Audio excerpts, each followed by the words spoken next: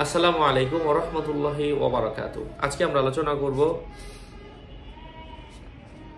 যে কোনো রোগ থেকে আল্লাহ তাআলা আপনাকে বাঁচাবেন এবং আপনার যে কোনো ধরনের মনোবাসনা আল্লাহ তাআলা পূরণ করে দিবেন। আল্লাহ তাআলার এমনই একটা জিকির, এমনই একটা দোয়া আমি আপনাদের সাথে আজকে এই ভিডিওতে শেয়ার করব। আপনাদের সাথে আছে আমি মুফতি জুবায়ের বিন ইমাম। এই দোয়াটা পাঠের ফজিলত হচ্ছে, যদি কেউ বেশি বেশি পরিমাণের পাঠ করে আল্লাহ রোগও দূর করে দিবেন যদি রোগ থাকে, অথবা মনোবাসনা পূরণ করবেন, বৈধ উদ্দেশ্য হাসিল হবে। আচ্ছা, ফজিলতগুলো কি কি বর্ণিত আছে, নিয়মগুলা। যে ব্যক্তি শুক্রবার জুমার নামাজের পূর্বে অর্থাৎ জুমার আগে ওযু করিয়া একা একা ঘরের মধ্যে বসে কেবলার দিকে ফিরে 200 বার আল্লাহ তাআলার ইসমে পাক পাঠ করিবে, আল্লাহর ফজলে সে রোগ মুক্ত হইবে।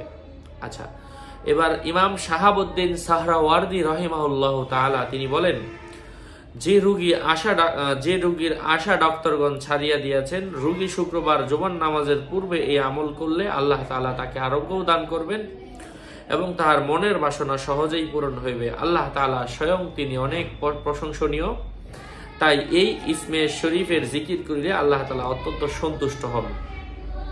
সেই জিকিরটা, সেই দোয়াটা হচ্ছে ইয়া আল্লাহুল মাহমুদু ফি কুল্লি ফিআলিহি, ইয়া আল্লাহু, আবারও বলছি, ইয়া আল্লাহুল মাহমুদু ফি কুল্লি ফিআলিহি, ইয়া আল্লাহু। আল্লাহ তাআলা আমাদেরকে আমলের তৌফিক দান করেন। আমি যে বই থেকে বললাম, যদি সরাসরি বইও প্রয়োজন পড়ে আমার থেকে নিয়ে নেবেন। আমার এই বই হাজারো হাজারো আমল আছে, জিন জাদু সহ সকল আমল।